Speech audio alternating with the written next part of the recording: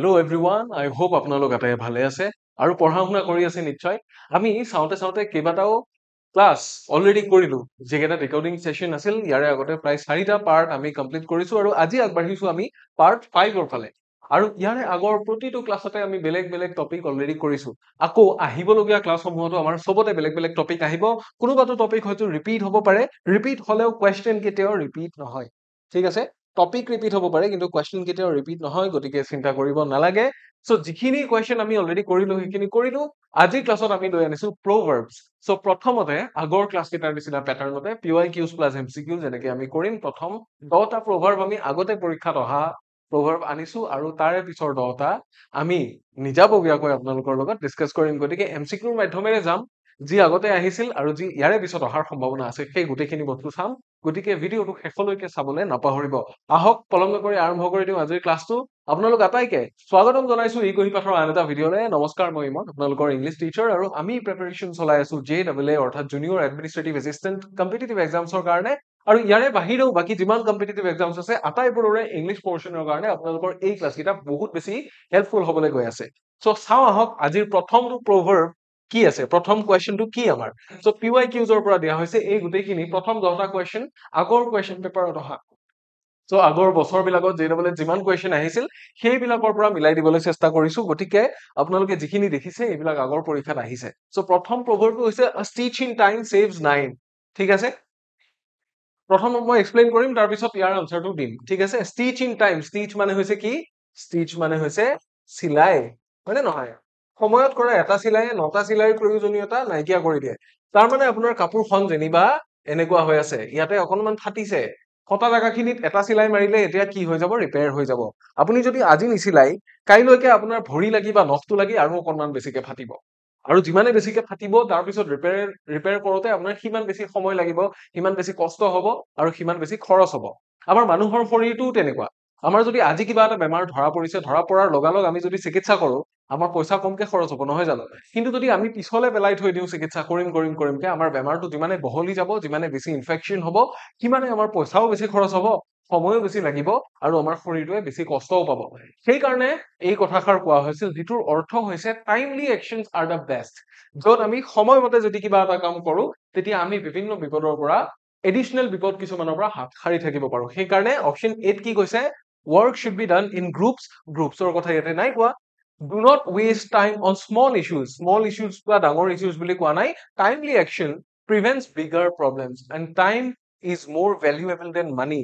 এইটোতো হয় কিন্তু ইয়াতে সেইটো মিন কৰা নাই। ইয়াতে কোনটো মিন কৰিছে, ইয়াতে মিন কৰিছে timely action prevents bigger problems। যেতিয়া আমি সময়মতে এটা একচন লওঁ, সময়ত এটা সৰু প্ৰবলেম সলভ কৰো, তেতিয়া ডাঙৰ এটা প্ৰবলেম ক্ৰিয়েট হোৱাৰ পৰা আমি ৰক্ষা পাওঁ, ডাঙৰ প্ৰবলেম এটা ক্ৰিয়েট নোহোৱাকৈ থাকি যায়। So option C will be the answer for question number 1।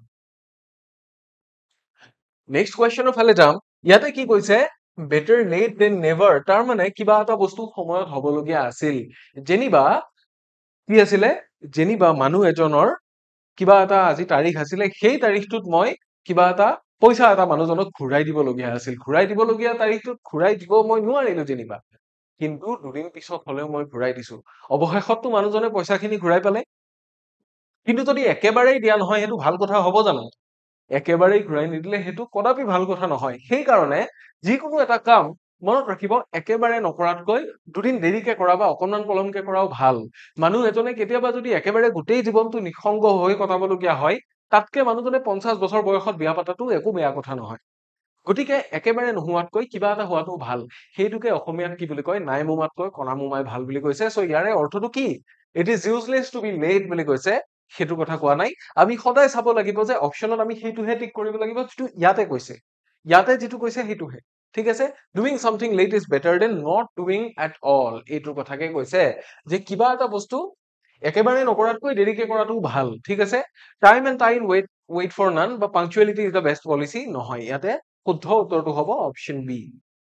আমাৰ মানুহৰ পলিচিৰ নিচিনা বা মানুহৰ ছেভিংছৰ নিচিনা মানুহৰ ইনভেষ্টমেণ্টছৰ নিচিনা ইনভেষ্টমেণ্ট বিলাক যদি মই সময়ত নকৰো মই যদি চাকৰি আৰম্ভ কৰাৰ লগে লগে ইনভেষ্টমেণ্ট বা ছেভিং আৰম্ভ কৰিব পৰা নাই সেইটোতো ইমান একো প্ৰব্লেম নাই কিন্তু একেবাৰে নকৰিলে প্ৰব্লেম হ'ব একেবাৰে নকৰাতকৈ মই যদি বোলে চাকৰি কৰাৰ 5 বছৰ পিছত মই ইনভেষ্টমেণ্ট আৰম্ভ কৰিছো বা ছেভিংছ আৰম্ভ কৰিছো সেইটো যথেষ্ট পৰিমাণে ভালেই বুলি ক'ব লাগিব ঠিক আছে দ্যাট ইজ নম্বৰ 2 এইবাৰ আমি যাম ইয়াৰে পিছৰ নম্বৰ 2 ফালে number 3 birds of a feather flock together তাৰ মানে একে পাখিৰ চৰাই কি একেলগে বহে নে একেলগে উৰে ইয়াৰে অৰ্থটো এইটোৱে যে বাৰ্ডছ বুলি ক'লে কাক বুজাইছে মানুহক বুজাইছে ফিডাৰ বুলি যে কৈছে ফিডাৰ হ'ল কোৱালিটি যে মানুহৰ যেতিয়া কোৱালিটি একে হ'ব মানুহৰ যেতিয়া গুণাগুণ থাকিব যি মানুহ যেনেকুৱা ধৰণৰ মানুহে যি কাম কৰে সেই মানুহ তেনেকুৱা ধৰণৰ মানুহৰ ওচৰতে গৈ বহিব মই যদি ক্ৰিকেট খেল ভাল পাওঁ মই আন এজন ক্ৰিকেট ভাল পোৱা মানুহৰ ওচৰত গৈ বহিম চ' ডেট আমি ক্ৰিকেট ডিছকাশ্যন কৰিব পাৰো চ' ডেট একেলগে ক্ৰিকেট খেলিব পাৰো টেনিছ বল এটা আনি নহয় জানো আমাৰ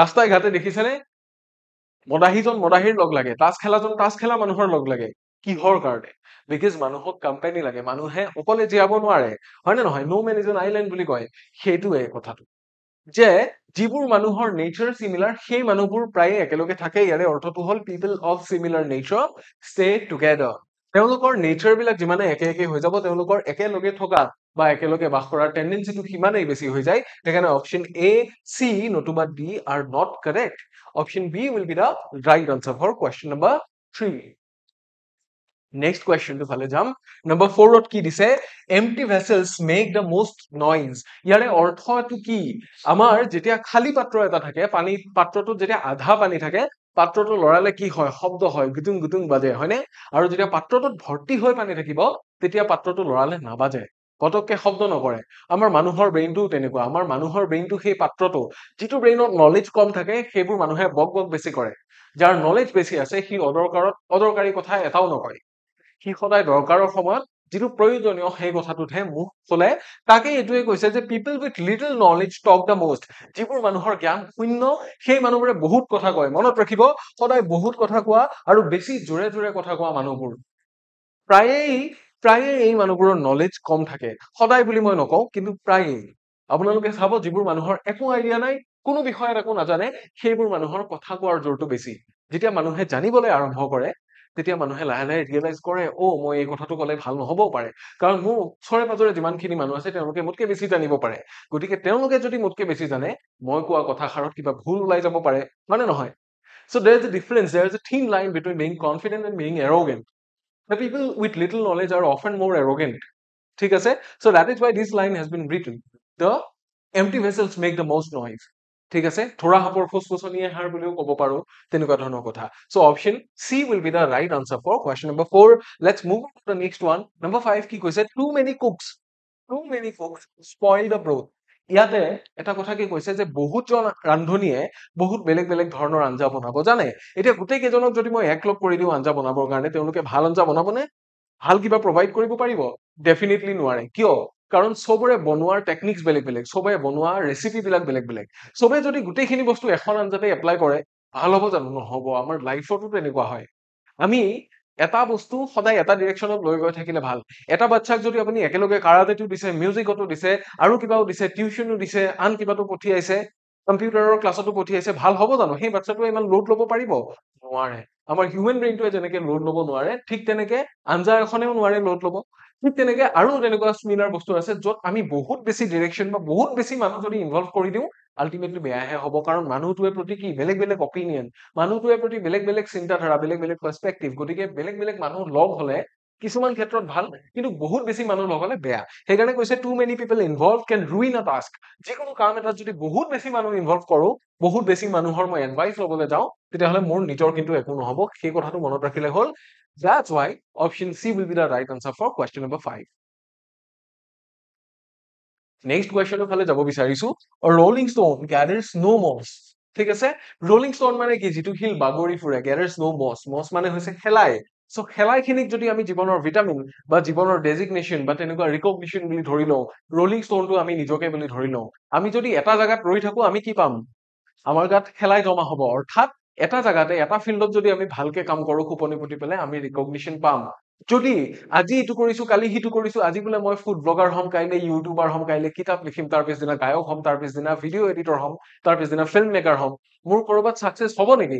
ক'তো চাকচেছ নহয়। গতিকে সেইটোৱে কৈছে one who keep changing places gains no stability. যিজন মানুহে জেগা সলনি কৰি থাকে তেওঁৰ কোনো ষ্টেবিলিটি নাই, ইভেঞ্চুৱেলি তেখেতে কোনো ৰিকগনিশ্যন নাপায় আৰু এটা ফিল্ডতো তেখেতে এক্সপাৰ্টিজ হাসিল কৰিব নোৱাৰে। সেই কথাটোকে ইয়াতে কোৱা হৈছে। So' option B will be the answer for question number 6। এইবাৰ আমি যাম কুৱেশ্যন নম্বৰ 7 ৰ ফালে। ইয়াতে কি দিছে? All that glitters is not gold. Gold কি হয়? সোণ এবিধ এনেকুৱা মূল্যৱান ধাতু যিবিধ বহুত দূৰৰ পৰা জিলিকি থাকে। কিন্তু একমাত্ৰ সোণেই জিলিকে জানো? কেৱল সোণ নিজিলিকে, এনেকুৱা বহুত ধাতু আছে যিখিনি জিলিকে। গতিকে বেলেগ বেলেগ ধাতুবিলাক জিলিকিব পাৰে, এলুমিনিয়ামো জিলিকিব পাৰে, ষ্টীলৰো কিবা এটা যদি আমি মাজি পেলাই ৰ'দত দিওঁ সেইটোও জিলিকিব, হয়নে? লোৰ বস্তু এটাও যদি মাজি পেলাই একদম চিকচিকীয়া কৰি ঘঁহি পেলাই যদি ৰ'দত দিয়া যায় সিও জিলিকিব। কিন্তু লো আৰু সোণৰ মূল্যৰ মাজত কিমান আকাশ পাতাল পাৰ্থক্য আছে। গতিকে এই কথাটো মনত ৰাখিলে হ'ল যে সদায় বাহিৰৰ পৰা দেখা বস্তুটোৱে কি নহ'ব পাৰে, মূল্যৱান নহ'বও পাৰে। So' shiny things are always valuable বুলি কৈছে, not always valuable. That is why appearances can be deceptive.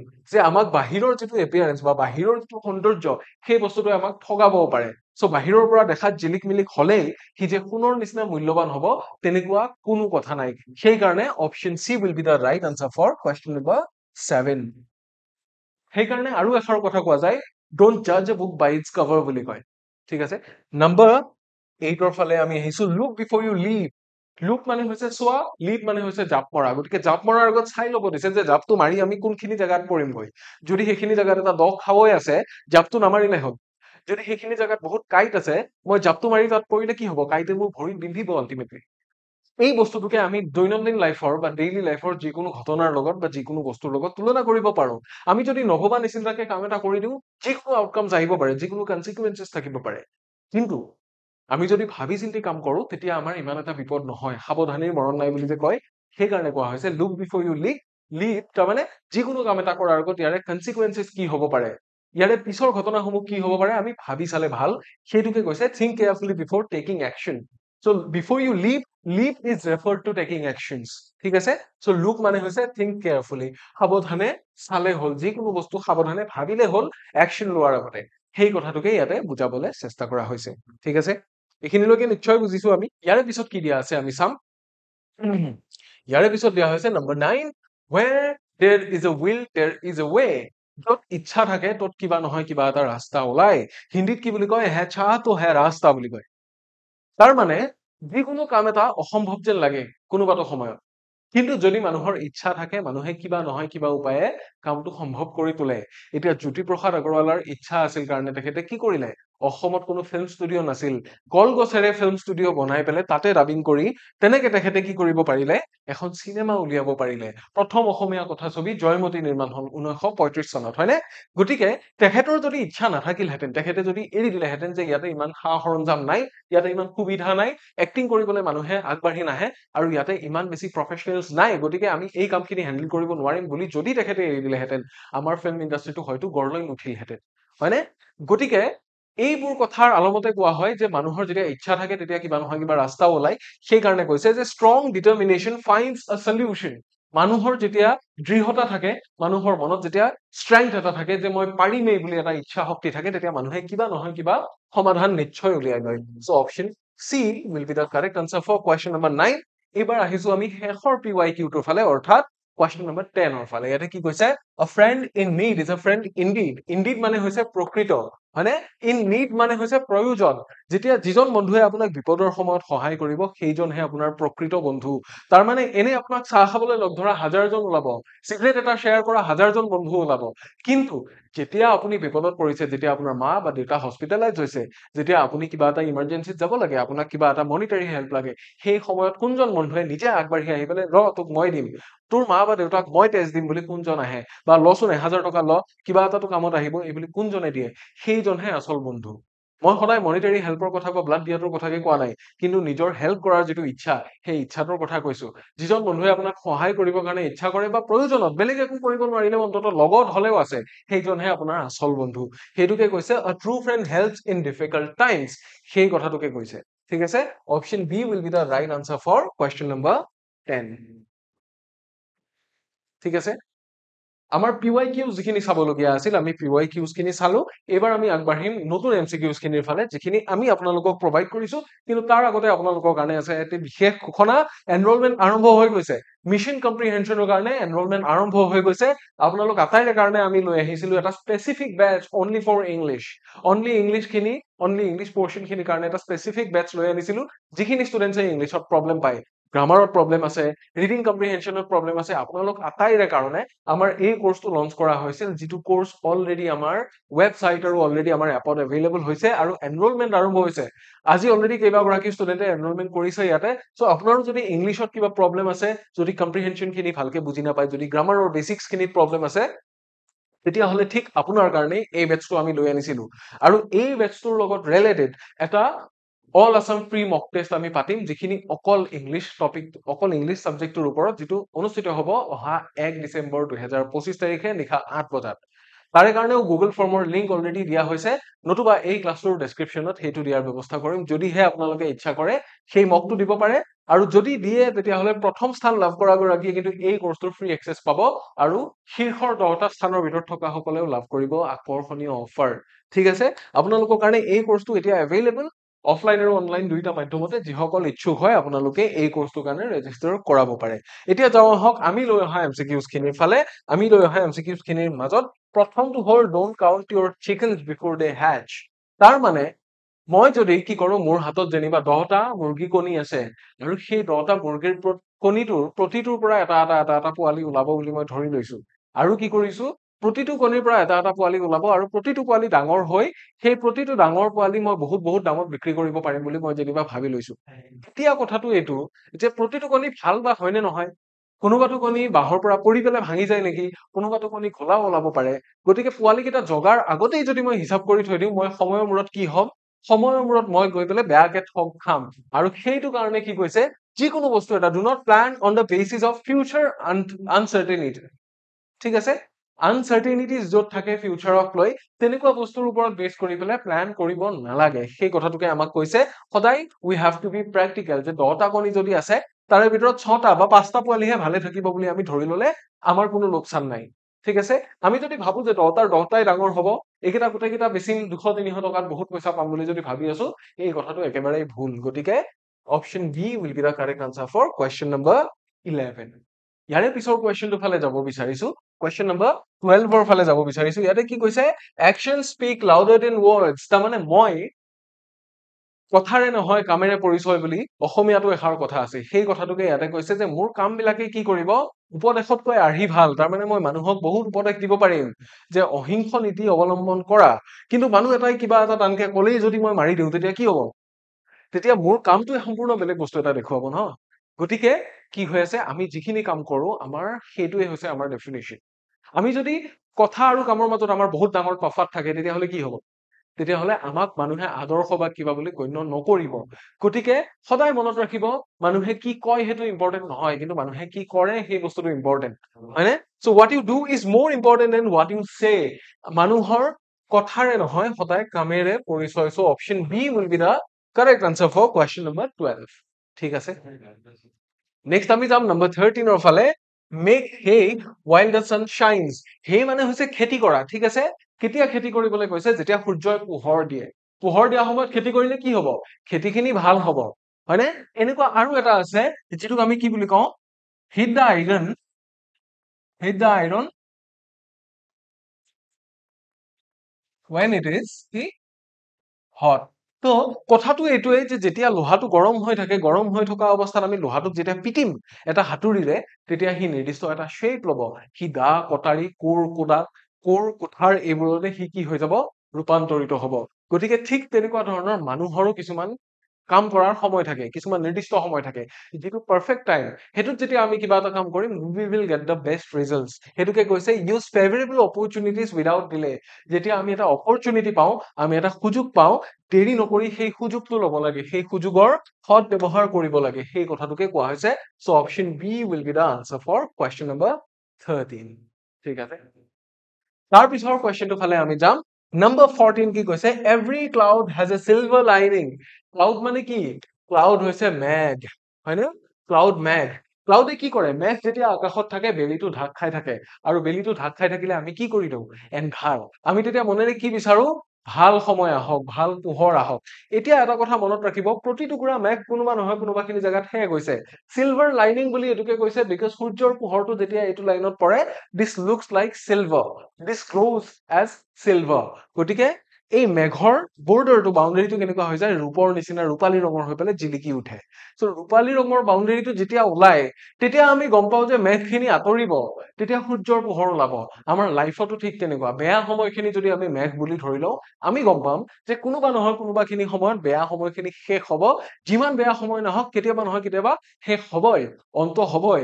গতিকে সেই বস্তুটোকে ইয়াতে কোৱা হৈছে যে every cloud has a silver lining. তাৰমানে দেৰ ইজ চাম good in every bed situation. তাৰমানে যিকোনো বেয়া সময়তে কিবা নহয় কিবা অকণমান ভাল হ'ব, সদায় এটা আশাৰ বতৰা নিশ্চয় থাকিব বুলি কৈছে। ঠিক আছে, option C will be the correct answer for question number 14। তাৰপিছত আমি আহিছো কুৱেশ্যন নম্বৰ 15ৰ ফালে। ইয়াতে কৈছে Rome was not built in a day. Rome is a city which is known for its heritage, which is known for its architecture. বাট এই যিখন ধুনীয়া চহৰ, যিখনৰ বিউটিটো চবে এডমায়াৰ কৰি আছে, এই চহৰখন কিন্তু এদিনতে বনোৱাটো সম্ভৱ হোৱা নাছিল। কি লাগিছিল? বহুত জেনেৰেশ্যন আফটাৰ জেনেৰেশ্যন, বহুত চেঞ্চুৰিজ আফটাৰ চেঞ্চুৰিজ দৰকাৰ হৈছিল এই চহৰখন বনাবৰ কাৰণে। তাৰে পিছত গৈ এনেকুৱা এখন চহৰ হৈছে যিখন চবে চাই ভাল পায়। গতিকে আমি এইটো কথা জনা উচিত যে ৰোমৰ নিচিনা ধুনীয়া চহৰ এখন বনাবলৈ যিদৰে চেঞ্চুৰিজ লাগিছিল, আমিও যদি লাইফত ভাল কিবা এটা কৰিব বিচাৰো, যে ভাল কিবা এটা বস্তু এচিভ কৰিব বিচাৰো, আমাকো যথেষ্ট সময়ৰ প্ৰয়োজন হ'ব আৰু বহুতো ধৈৰ্যৰ প্ৰয়োজন হ'ব। সেইকাৰণে কোৱা হৈছে great achievements take time and patience. তেতিয়াহে আমি ভাল কিবা এটা লাভ কৰিব পাৰিম। ধৈৰ্যৰ ফল মিঠা বুলি কয়, নতুবা ভুকুতে কলটো নপকে বুলি কয়, তেনেকুৱা ধৰণৰ কথা। যদি ভুকু এটা মাৰি দিলে কল পকি গ'লহেঁতেন, মানুহে ইমান দিন অপেক্ষা কৰিবলগীয়া নহ'লহেঁতেন। গতিকে good things take time, just keep it in mind. Number 15 is done. এইবাৰ আমি যাম নম্বৰ 16ৰ ফালে। ইয়াতে কি কৈছে চাব, practice makes a man perfect. অসমীয়াত কি বুলি কয়? অভ্যাসৰ নৰ কৰ্ণপথে কৰে খৰ। আগৰ দিনত মহিলাসকলে যেতিয়া কাণত ডাঙৰ থুৰীয়া পিন্ধিছিল, কাণৰ ফুটাটো বহলি গৈছিল, খুব ডাঙৰ আছিল। আৰু এডাল খৰ, সেইটো ফুটাৰে যদি মই দূৰৰ পৰা পাৰ কৰিব লাগে, that means I need a good amount of practice. মোক বহুতখিনি প্ৰেক্টিচ লাগিব, বহুত অনুশীলনৰ প্ৰয়োজন হ'ব। আৰু যদি সেই অনুশীলনখিনি কৰোঁ, তেতিয়া মই কি হৈ যাম? সেই কামটোত পাৰফেক্ট হৈ যাম। গতিকে মানুহে যেতিয়া লাগি থাকে, যেতিয়া ৰিপিটেড প্ৰেক্টিচ কৰি থাকে, তেতিয়া মানুহৰ যি দক্ষতা আছে, যি স্কিল আছে, সেইটো ইম্প্ৰুভাইজেশ্যন হৈ যায়। চ' ৰিপিটেড প্ৰেক্টিচ ইম্প্ৰুভ স্কিল। সেই কথাটোকে কৈছে যে বাৰে বাৰে প্ৰেক্টিচ কৰি থাকিলে আমাৰ স্কিল বা যিটো বস্তুত আমি পাকৈত, আমাৰ পাৰদৰ্শিতাটো কি হৈ নাযায়? কমি নাযায়, বৰঞ্চ বাঢ়িহে যায়। সেই কথাটোকে ক'ব বিচৰা হৈছে। চ' দেট ৱাজ নম্বৰ 16। এইবাৰ আমি যাম নম্বৰ 17ৰ ফালে। অনেষ্টি ইজ দ্য বেষ্ট পলিচি। তাৰ মানে অনেষ্টি মানে হৈছে সাধুতা। জীৱনত যিমান যি নহলেও আমি যদি সৎ হৈ থাকিব পাৰো, সাধু হৈ থাকিব পাৰো, তেতিয়াহ'লে আমি লাইফত বহুত কিবা কিবি বস্তু এচিভ কৰিব পাৰে। মানে being honest is the wisest course in life. সেইটোকে কথাকে কোৱা হৈছে যে সৎ মানুহে সন্মান পায় আৰু সৎ মানুহে এসময়ত নহয় এসময়ত সফলতা লাভ কৰে। সৎ মানুহৰ কোনো শত্ৰু নাই আৰু সৎ মানুহৰ কোনো বিপদো নাই। সেই কথাটোকে ইয়াতে ক'ব বিচৰা হৈছে। So' option B will be the correct answer for number 17। Next আমি যাম নম্বৰ 18ৰ ফালে।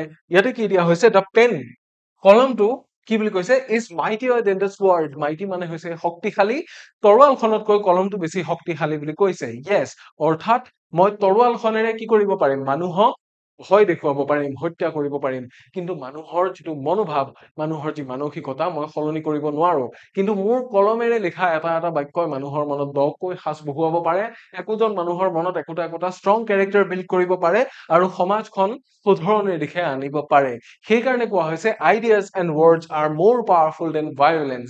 মই ভায়োলেন্ট হৈ পেলাই, হিংসাত্মক কাৰ্যকলাপ সংঘটিত কৰি পেলাই মই মানুহক কি কৰিব পাৰিম? ভয় দেখুৱাব পাৰিম, ইন্টিমিডেট কৰাই পেলাই এটা নিৰ্দিষ্ট জেগাত ৰাখি থব পাৰিম। কিন্তু তেওঁলোকে মোক ভাল পোৱা হৈ নাযায়, তেওঁলোকে নতুন বস্তু এটা শিকিবলৈ নলয়। তেওঁলোকে শিকিব লাগিলে কি কৰিব লাগিব?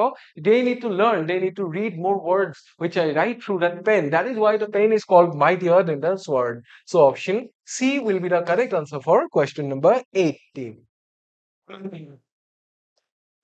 ইয়াৰে পিছৰ কুৱেশ্যনটো ফালে যাম। এইটোত কি কৈছে? Don't put all your eggs in one basket. ধৰি লওক মোৰ হাতত কেইটামান কণী আছে।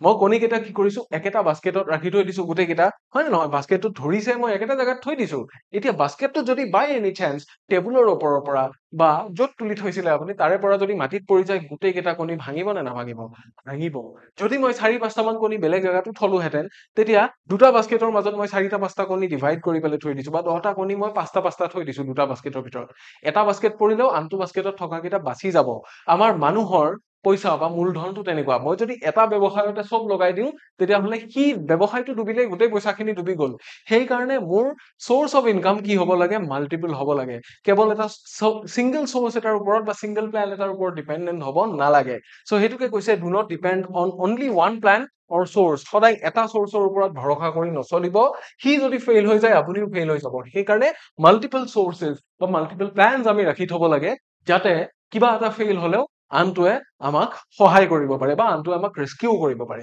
সো দ্যাট ওয়াজ নাম্বাৰ 19 এবাৰ আমি যাম আজিৰ শেষৰটো প্ৰভাৱৰ ফালে ইয়াতে কোৱা হৈছে you can't have your cake and eat it too তাৰ মানে কি যে এটা সময়ত আমি যিকোনো এটা বস্তুহে এনজয় কৰিব পাৰো যে হাতত কেকটো থাকিলেও ভাল লাগে যে অ মোৰ তাত কেক এটা আছে আকৌ খাবলেও মন গৈ আছে যে যদি খাই দিওঁ তেতিয়া হাতত কেকটো থাকিব নেকি আৰু নাথাকে যদি খাবও বিচাৰিছো হাতত কেকটো ৰাখিবও বিচাৰিছো হ'ব জানো নহ'ব নহয় গতিকে কথাটো এনেকুৱা যে you cannot enjoy two opposite advantages at the same time এটা সময়ত আপুনি এটা এডভান্টেজে ল'ব পাৰিব যে ৰাতিপুৱাৰ অক্সিজেন খিনি যদি আপুনি ভাল পায় তেতিয়াহ'লে আপুনি অলপ সোনকালে শুৱাৰ পৰা উঠিব লাগিব আকৌ টোপনিটো যদি ভাল পায় তেতিয়াহ'লে আপুনি অক্সিজেনৰ চিন্তাটো বাদ দিব লাগিব নহয় জানো চ' আপুনি যদি ফৰ্মেল পিন্ধিব বিচাৰিছে তেতিয়া ৱেষ্টাৰ্ণৰ চিন্তাটো বাদ দিব লাগিব যদি আজি ভাবিছে যে মই নহয় আজি মই ৱেষ্টাৰ্ণেই পিন্ধিম তেতিয়া আপুনি ফৰ্মেলৰ চিন্তাটো বাদ দিব লাগিব তেনেকুৱা ধৰণৰ কথা যে আপুনি সকলো সময়তে একেলগে মাল্টিপল অপৰচুনিটিজ বা মাল্টিপল এডভান্টেজেছ নাপাবও পাৰে এটা সময়ত এটা এডভান্টেজে পোৱা যায় গতিকে